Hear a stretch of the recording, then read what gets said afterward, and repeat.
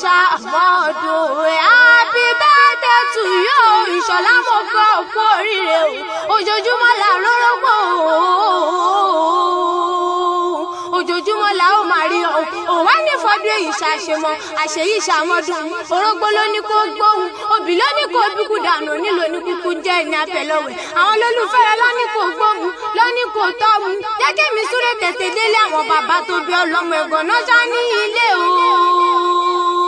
Òkè òmẹsẹ̀ àgbo, ọmọ ajílà lẹ́ṣọ̀, ọmọ ají fọjọ́ gbogbo dára bí ẹ̀gbin. Àjò lóore ló pè mí, bí n bá arábàdé mi ní mẹ́nìkan lọ. Ọmọ alágbò máa gbòso, ìjàgbò dẹrù, ọmọ ọ̀gbọ̀kú, ọ̀rọ̀kú, ọmọ jágbó ọ̀rọ̀ wúru. Kó ba lè tọ́mọ oṣù lé yí pé ẹni tóbìnrin kò lọ́nà tó ní bẹ́lẹ̀ yóò jọpọ̀ ẹni àsìjẹ́lẹ̀ ẹni Ìṣọ̀lá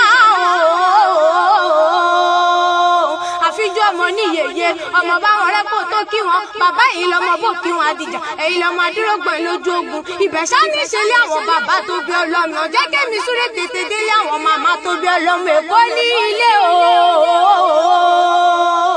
Èkó àrò mi sálẹ̀ gbẹ̀lẹ̀gbẹ̀ alagbalúgbó mi ta ló sọ pé olórin ilé Èkó ò bàbá mi sọ fún wọn pé ta ló la bàtà bútú bá bomi kó mi ta ló la bàtà bútú bá kodòkodò afẹ́fẹ́ tó ní kó bẹ ní bèbè òkun fàájì tó ní kó bẹ ní bèbè ọ̀sán òṣà ni ẹ̀ṣẹ̀ má ṣẹ̀kú tẹ̀rẹ̀ òṣàgbòbí kútẹ̀rẹ̀ àpèrè lẹ́wọ̀n bàbá tó bí ọlọ́mọ ibẹ̀ sáà ní ìṣẹ̀lẹ̀ àwọn màmá tó bí ọlọ́mọ ó ti ṣọdún